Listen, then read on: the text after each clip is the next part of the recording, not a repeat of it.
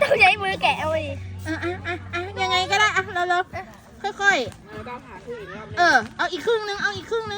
อันนี้1/2ละต่อไปเป็น1 ส่วนเลย ส่วนสี่ ดีมาก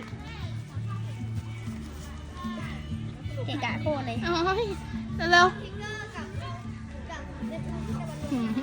ทิ้งค่อยๆดีมากสวยตาละโอ้ยจริงจงนะของครูค่อยอย่าขี้น้อยใจนะคะเราอย่าขี้น้อยใจค่อยๆนะดูมือก่อนนะไม่งั้นก็เอาซ่อมจิ้มเอา